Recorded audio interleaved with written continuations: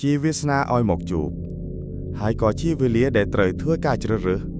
រវាងអតីតកាលនិងបច្ចុប្បន្នកាលតែជំរឿនណាក៏ត្រូវតែមានអ្នកលះបង់ដែរសួស្តីអ្នកទាំងអស់គ្នាថ្ងៃនេះមកនិយាយរឿងបរិមម្នាក់លួចស្រឡាញ់ស្រីម្នាក់តោះមកស្ដាប់ទាំងអស់គ្នានៅលើផ្លូវលំតូចមួយដែលមានស្មៅពណ៌បៃតងខ្ចីដោះអមសងខាងក្រោមជំនរខ្យល់លហៀក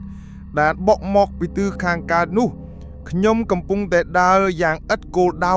ក្រោមកម្ដៅថ្ងៃពេលល្ងាចដែលចេះមកមិនពេញកម្លាំងដូចពេលថ្ងៃសោះតែថាខ្ញុំដើរឥតគោលដៅក៏មិនត្រូវ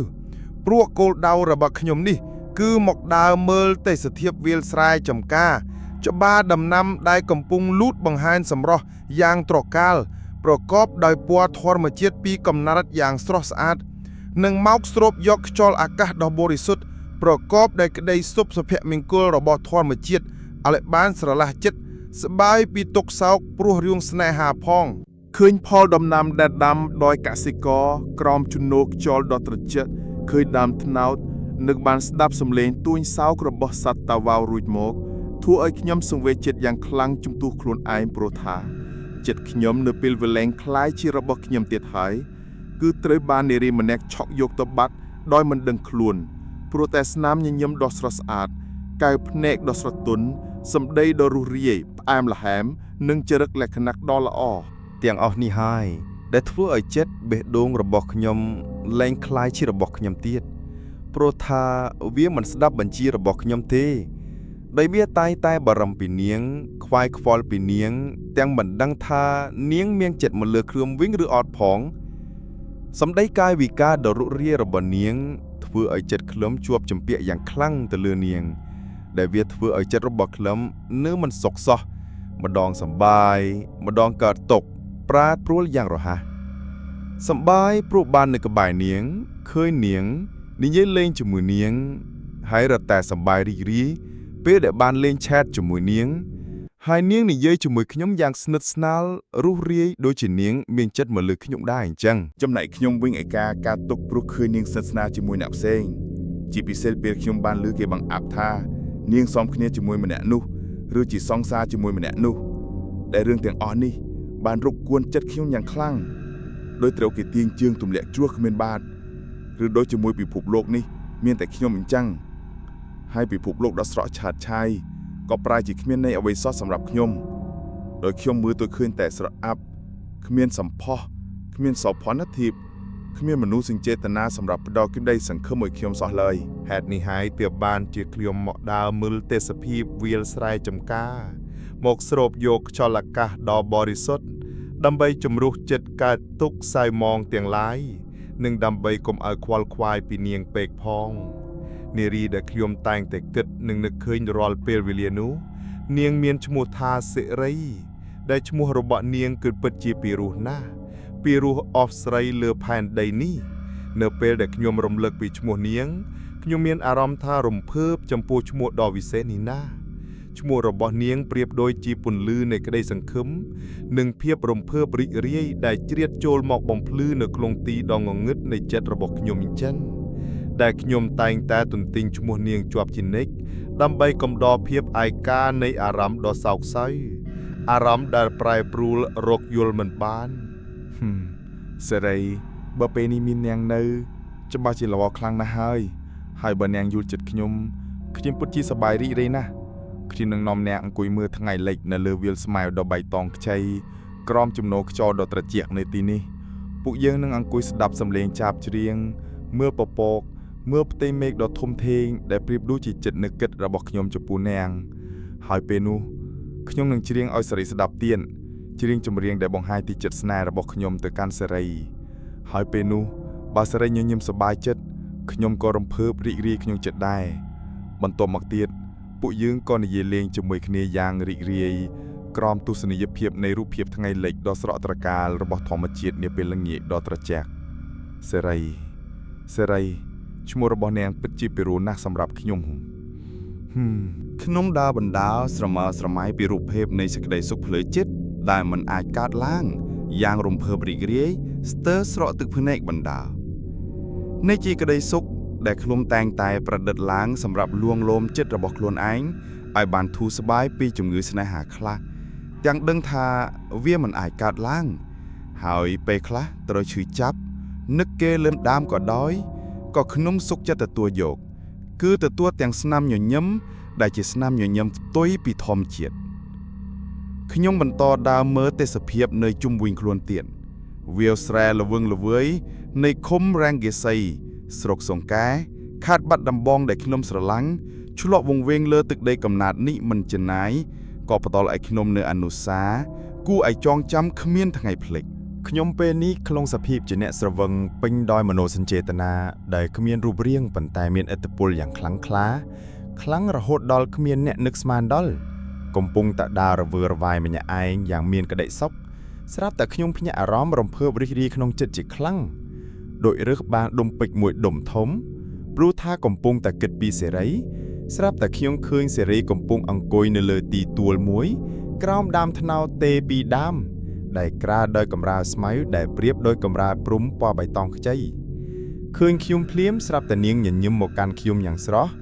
រឹតតែធ្វើឲ្យទ្រូងខ្ញុំរំភើបញាប់ញ័រទៀតហើយ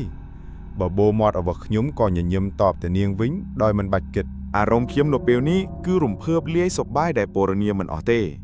ប៉ុន្តែខ្ញុំក៏នឹកឆ្ងល់បន្តិចដែរថាមិនក៏នាងមកនៅទីនេះទៅវិញឬនេះជានិស័យណោះនឹកគឺសប្បាយតែក្នុងចិត្តពេលនោះខ្ញុំក៏ដើរទៅកាន់នាងដែលនៅមិនឆ្ងាយពីខ្ញុំប៉ុន្មានដែរទេបន្ទាប់ពីដើរទៅជិតនាងខ្ញុំក៏សួរនាងដោយចិត្តឆ្ងល់បន្តិចបន្តួចប្រកបដោយស្នាមញញឹមមិនចេះដាច់មិនក៏សេរីមកទីនេះដែរចុះហើយមកយូរណាស់ខ្ញុំអង្គុយនៅទីនេះយូរហើយចុះបើចេញមកធ្វើអីដែរផាំងព្រោះរំភើបបេះដូងរបស់ខ្ញុំក៏ចាប់ផ្ដើមលោតញាប់ព្រោះតែពាក្យបងដ៏មានទឹកដំពីរោះផ្អែមល្ហេមជាងទឹកឃ្មុំដែលហូរចេញពីសម្លេងដ៏ស្រទន់របស់សេរីប៉ុន្តែខ្ញុំក៏នឹកឆ្ងល់ដែរព្រោះអីតួនាងរស់រាយយ៉ាងណាក៏មិនដែលនិយាយពាក្យថាបងមកកាន់ខ្ញុំដូចពេលនេះដែរតែខ្ញុំក៏មិនខ្វល់អីច្រើនទេព្រោះថាសុភមង្គលដែលខ្ញុំចង់បានវាកំពុងតែកើតឡើងហើយខ្ញុំមកដើរលេងរំសាយអារម្មណ៍ខ្លះណាមួយចង់មកស្រូបយកខ្យល់អាកាសធម្មជាតិដើម្បីឲ្យបានសប្បាយចិត្តផងចាតែកុំនៅឈរអញ្ចឹងអីអង្គុយគៀនខ្ញុំមកស្រួលនិយាយគ្នាលេងនាងពូលទាំងញញឹមព្រមទាំងវេកលែងឲ្យខ្ញុំទៀតដែលធ្វើឲ្យអារម្មណ៍របស់ខ្ញុំកាន់តែស្ទុះរំភើបទៀតហើយខ្ញុំមានអារម្មណ៍ថាពិភពលោកដែលបាំងដោយអបដត្រាស់នៃក្តីទុក្ខសោកភាពខ្វល់ខ្វាយទាំងឡាយក៏ត្រូវបានរលាយបាត់ទៅ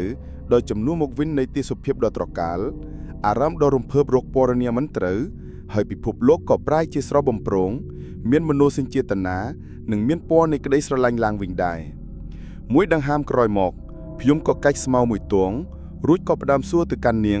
ជ្រែកសំលេងចាបដែលកំពុងយំចែវចាច់ពីលើចុងឈើនិងដើមត្នោតដែលខ្ញុំកំពុងជ្រក់ថាសេរីមកអង្គុយលេងម្នាក់ឯងដូចនេះមិនខ្លាចទេអីស្ដាប់ចប់សេរីក៏សើចបញ្ចិនធ្មេញសដូចភ្លុកយ៉ាងស្រស់ដែលជាសម្ផស្សមួយគួរឲ្យត្រកាលក្នុងការគយគន់ទើបតបមកខ្ញុំវិញយ៉ាងស្និទ្ធស្នាលខ្ញុំមកអង្គុយលេងនៅទីនេះសឹងរាល់ថ្ងៃទៅហើយណាស់តែបងមិនដែលមកទេតាទើបមិនដែលឃើញហើយខ្ញុំក៏គ្មានខ្លាចអីដែរព្រោះឯទីនេះជាកន្លែងរបស់ខ្ញុំហ្នឹងកន្លែងរបស់សេរីបែបប៉ាម៉ាក់របស់សេរីមានដីចំការនៅទីនេះហើយលោកងឿមែនខ្ញុំមិនដែលដឹងសោះស្គាល់គ្នាយូរហើយនឹងហ่ะនាងមិនតបបានត្រឹមតែសើចតិចយ៉ាងស្រស់ក្តីសុខនៃជីវិតរបស់ខ្ញុំ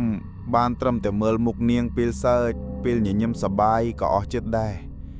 ពេលនៅក្បែរនាងអារម្មណ៍របស់ខ្ញុំប្រៀបដូចជាទទួលបានកំណប់ទ្រព្យដ៏មហាសាលអីចឹងសំនឹងនាងនិយាយពាក្យបងយ៉ាងស្និទ្ធស្នាលមកកាន់ខ្ញុំទៀតវារឹតតែធ្វើឲ្យខ្ញុំមើលលែងឃើញទៀតហើយនៅក្តីឈឺចាប់ក្នុងពេលខាងមុខទោះខ្ញុំមិនដឹងថាហេតុអ្វីបានជានាងហៅខ្ញុំបងក៏ដោយក៏ខ្ញុំចង់ស្ដាប់ពាក្យដ៏ពិរោះនេះរៀងរាល់ពេលដែលនាងនិយាយជាមួយខ្ញុំរហូតដែលខ្ញុំមិនចង់ដឹងពីមូលហេតុអ្វីទាំងអស់គឺខ្ញុំគ្រាន់តែចង់ឮពាក្យថាបងដ៏ស្និទ្ធស្នាលនេះចេញពីមាត់របស់នាងតែប៉ុណ្ណោះពួកយើងបន្តជជែកគ្នាលេងយ៉ាងសប្បាយក្រោមចំណោកខ្យល់រំហើរយ៉ាងត្រជាក់ដែលជួយញ៉ាំងឲ្យបរិយាកាសកាន់តែមានភាពល្អស្រស់ត្រកាលឡើងក្រោមសំឡេងឆ្លើយឆ្លងដ៏មានក្តីសុខនិយាយពីធម្មជាតិបាក់សាបាក់ស៊ីព្រៃព្រឹក្សាលំហផ្ទៃមេឃដ៏ធំល្វឹងល្វើយសត្វតែជាប្រធានបទដែលខ្ញុំយកមកសន្ទនាមិនចេះចប់មិនចេះហើយពេលនោះខ្យល់បក់មកប៉ះនឹងសក់របស់នាង ដែលធ្វើឲ្យវារាយប៉ាយបិទបាំងមុខនាងបន្តិចដែរដែលធ្វើឲ្យចិត្តរបស់ខ្ញុំកំរើករុញជួយយ៉ាងខ្លាំងចង់តែវែកសក់ឲ្យនាងទេប៉ុន្តែខ្ញុំមិនហ៊ានធ្វើមិនកើតក៏បានត្រឹមតែអង្គុយស្ងៀមវិញទៅដែលគ្រានោះនាងក៏វែកសក់ចេញឲ្យស្អាតបាតទើបងាកមកញញឹមដាក់ខ្ញុំយ៉ាងស្រស់តិចនាងដឹងថាខ្ញុំលោភមើលនាងទេដឹងមួយស្របក់ក្រោយមកសេរីក៏ចាប់ដៃខ្ញុំធ្នមខ្ញុំឆ្ងល់ទាំងរួមភើបចំពោះកាយវិការរបស់នាងដែលនៅក្នុងពេលនេះដែរខ្ញុំក៏ងាកមកមើលមុខនាងភ្លឺប្រកបដោយចិត្តជ្រួលច្របល់ក្រៃលែងព្រោះដៃនេះហើយដែលខ្ញុំចង់ប៉ះចង់ថោបចង់ថ្នាក់ថ្នមតើបងគិតថាខ្ញុំជាមនុស្សបែបណាដែរនាងងាកមកសួរខ្ញុំដោយទឹកមុខងឿងឆ្ងល់ដែលជំរុញឲ្យចិត្តរបស់ខ្ញុំកាន់តែឆ្ងល់ថែមឡើងទៀតតែខ្ញុំក៏គិតថាប្រហាក់នាងចង់ដឹងពីការគិតរបស់ខ្ញុំចំពោះនាងហើយទើបខ្ញុំឆ្លើយប្រាប់ចេញពីចិត្តក្រំជំនោខ្យល់ល្វើយបក់កាត់មុខយ៉ាងលហុយត្រជាក់ស្រួលថាសេរីជាមនុស្សដែលមានចិត្តល្អរស់រាយរាក់ទាក់គួរឲ្យស្រឡាញ់ចូលចិត្តស្អាតឆ្លាតហើយរៀនក៏ប្រកែទៀតហើយជាមនុស្សដែលផ្ដល់ស្នាមញញឹមដល់អ្នកនៅជុំវិញខ្លួនដែលជាស្នាមញញឹមដ៏ស្រស់ស្អាតចេះជួយយកអាសាអ្នកដទៃនិងចេះយល់អធ្យាស្រ័យគេទៀតនិយាយទៅសេរីល្អគ្រប់យ៉ាងហ្មងណាខ្ញុំសើចដោយការយកចិត្តទៅពោលបន្តតែតោះត្រង់សេរីឆាប់ខិនហើយអន់ចិត្តបន្តិចដែលវាមិនល្អសម្រាប់សេរីទេព្រោះអីខឹងច្រើនឆាប់ចាស់ណានិយាយចប់ខ្ញុំក៏សក់ញញឹមចំអន់ឲ្យនាងក្រែងឡោនាងអស់សំណើចនឹងពីករបស់ខ្ញុំតែមិនមែនអញ្ចឹងអីពេលស្ដាប់ចប់ទឹកមុខរបស់នាងហាក់ដូចជាមិនសូវសប្បាយចិត្តសោះដែលធ្វើខ្ញុំរឹតតែឆ្ងល់ថែមទៀតហើយតើខ្ញុំនិយាយអ្វីខុសឬទើបនៅពេលនោះនាងក៏បែរជាសួរមកកាន់ខ្ញុំថាតើបងស្រឡាញ់ខ្ញុំឬស្រឡាញ់សេរីភ្ញាក់ដូចគេវាក្បាលមួយអង្កត់អូសខ្ញុំលែងយល់អ្វីសក់តែម្ដងបានត្រឹមតែមើលមុខសេរីស្លឿដោយភ័ន្តភាំងនេះសេរីចង់បានន័យថាម៉េចហ្នឹងខ្ញុំមិនយល់ទេសេរីចង់លេងសើចជាមួយខ្ញុំមែនសេរីជាសេរីហើយតានៅមានសេរីឯណាទៀតខ្ញុំមិនមែនលេងសើចជាមួយបងទេខ្ញុំមិនមែនជាសេរីដែលបងគិតស្មានតាំងពីដើមនោះទេប៉ុន្តែខ្ញុំជាគូសង្សារពីអតីតជាតិរបស់បងខ្ញុំរងចាំបងនៅទីនេះយូរហើយទើបតែពេលនេះទេដែលខ្ញុំមានឱកាសអាចជួបបងបានស្ដាប់ដល់ត្រឹមនេះខ្ញុំរឹតតែលែងយល់អ្វីសោះហើយខ្ញុំភ្ញាក់សឹងហាបគូតផុតពីដីដោយមើលមុខនាងតាំងចំហមាត់ចំពោះអ្វីដែលបានឮមិនក៏ទៅជាបែបនេះវិញសេរីដែលខ្ញុំលួចស្រឡាញ់លួចគិតប៉ងនៅទីនេះមិនមែនជាសេរីទេនាងក្រានតែជាប្រលឹងដែលមានរូបរាងដូចសេរីតែប៉ុណ្ណោះតែមិនក៏លក្ខណៈនាងស្រដៀងគ្នាម្ល៉េះហើយមិនក៏ខ្ញុំមានអារម្មណ៍ថាมันคล้ายនាងសក់អញ្ចឹងទាំងដឹងថានាងមិនមែនជាមនុស្សហើយគិតរួចខ្ញុំក៏សួរទៅនាងវិញថាតើនាងចង់បានអ្វីហើយត្រូវការអ្វីខ្ញុំមិនចង់បានអ្វីពីបងទេប៉ុន្តែខ្ញុំមានលក្ខខណ្ឌពីរឲ្យបងជ្រើសរើសគឺបើបងនៅជាមួយខ្ញុំគឺពិតជាល្អណាស់ព្រោះពួកយើងជាគូពីអតីតជាតិមកយើងនឹងរួមណាស់កន្លែងដ៏មានក្តីសុខនេះជាមួយគ្នាយ៉ាងរីករាយដោយកាលពីមុនវិញជារៀងរហូតដោយបងមិនបាច់គិតពីរឿងអ្វីច្រើនទេហើយក៏មិនបាច់រស់នៅក្នុងសង្គមមនុស្សដ៏ពិបាកនោះដែរដោយពេលខ្លះបងត្រូវជួបរឿងលំបាកនិងខកចិត្តមិនសមបំណងជាច្រើនតែបើបងនៅទីនេះវិញគឺមិនជួបរឿងទាំងនេះទេឈប់បន្តិចនាងក៏ពោលបន្ថែមយ៉ាងរំភើបចិត្តថាហើយពួកយើងនឹងរស់នៅជាមួយគ្នានៅទីកន្លែងធម្មជាតិដ៏ស្រស់បំព្រងនេះយ៉ាងមានសេចក្តីសុខស្ងាត់បន្តិចទើបអ្នកនិយាយបន្តកាត់សម្លេងស្លឹកត្នោតដែលទង្គិតគ្នាដោយសារខ្យល់បក់លាន់ប្រាវថា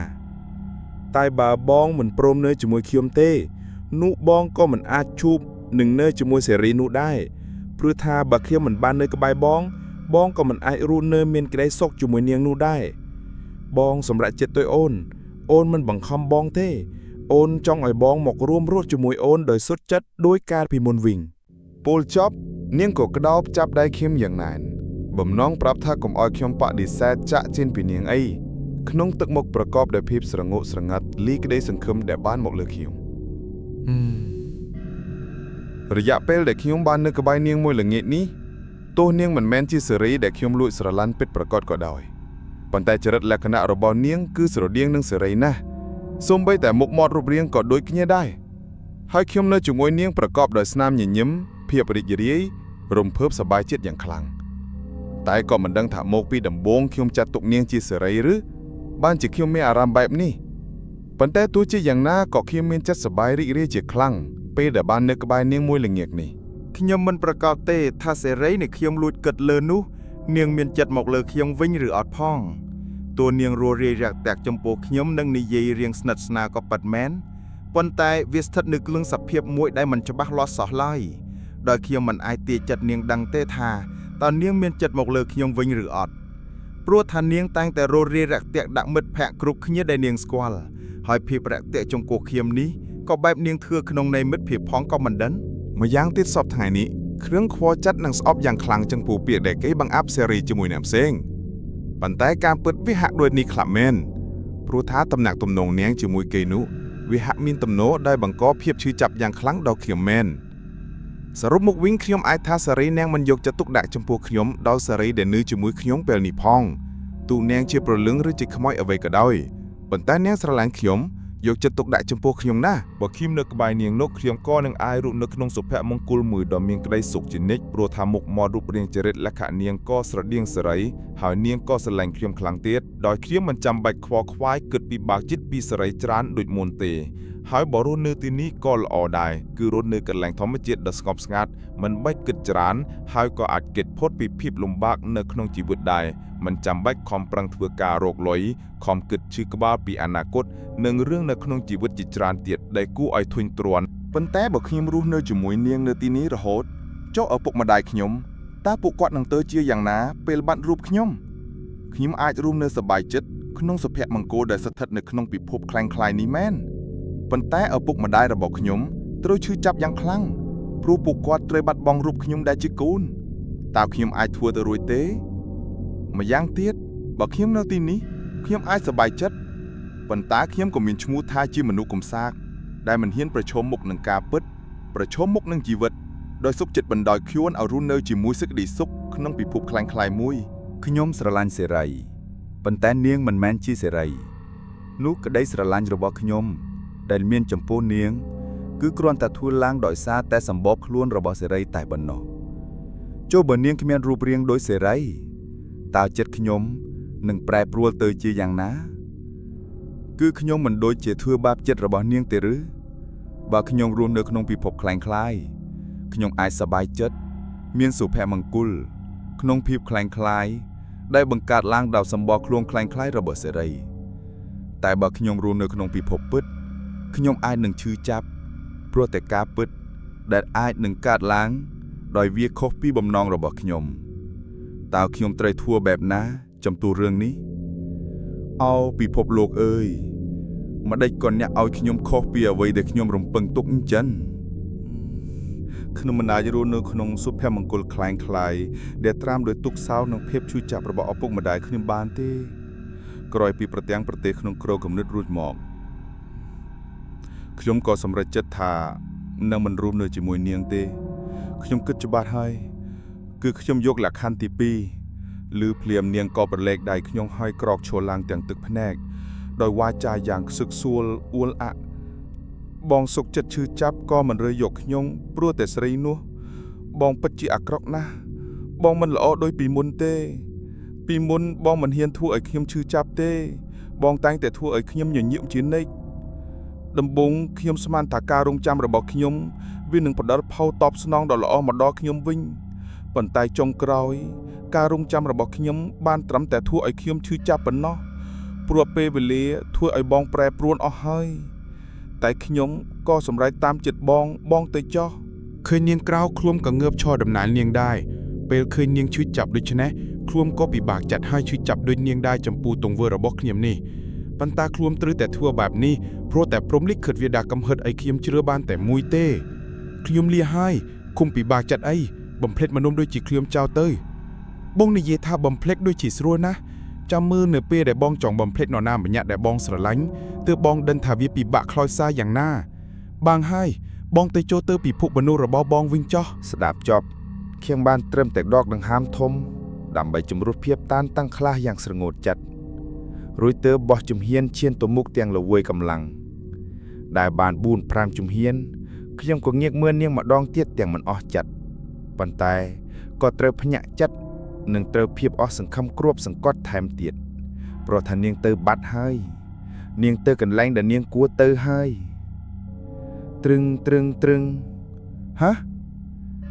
ខ្ញុំភ្ញាក់ភ្លួតសំឡេងព្រោះតែសំឡេងរោទរបស់នាឡិកាដែលខ្ញុំដាក់ជិតក្បាលដំណេក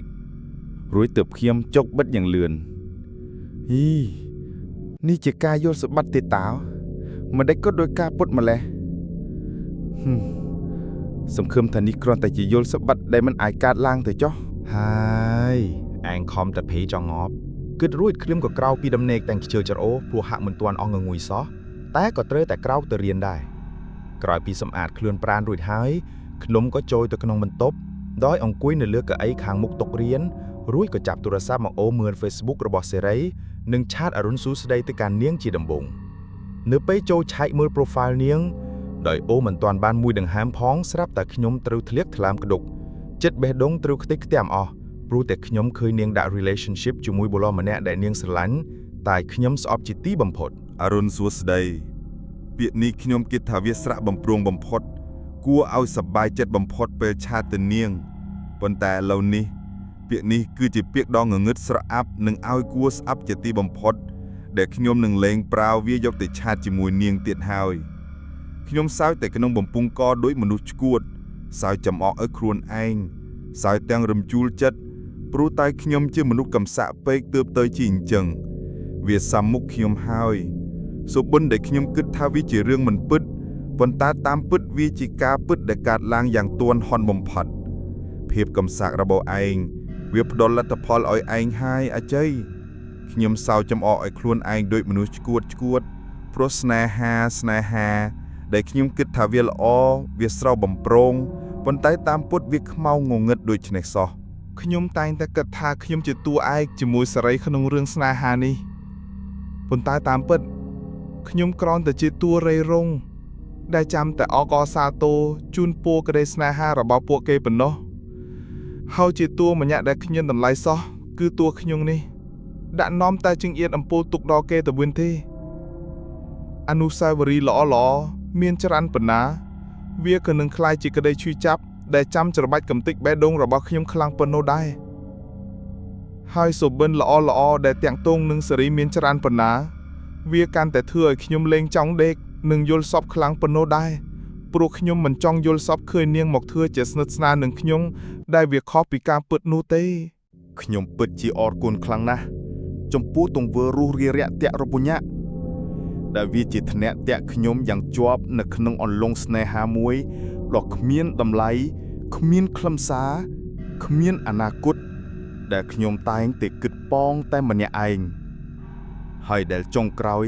វាក៏คล้ายទៅជារឿងនិទានមួយដ៏គួរឲ្យអស់សំណើចរបស់បុរសកំសាកម្នាក់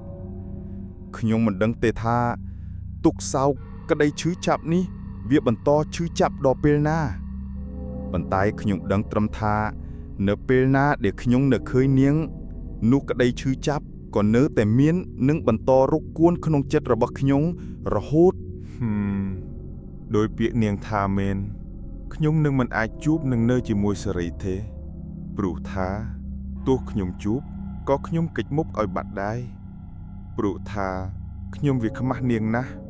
មិនបាច់ជួបនាំតែឲ្យដំបៅវាឡើងខ្ទុះដូចយកឈើរុកចាក់ទេខ្ញុំខំងើយមុខឡើងទៅលើដើម្បីកុំឲ្យទឹកភ្នែកដ៏គ្មានតម្លៃនេះវាស្រក់ចុះមកខ្ញុំមិនចង់ឲ្យវាស្រក់ចុះមកទេព្រោះថាវាគ្មានន័យខ្លឹមសារអ្វីសោះឡើយតើខ្ញុំសម្រេចចិត្តត្រូវឬខុសដែលសុខចិត្តរុំនៅក្នុងការពិតដែលពោពេញដោយភាពឈឺចាប់ដែលមិនអាចបញ្ចេញបាននេះ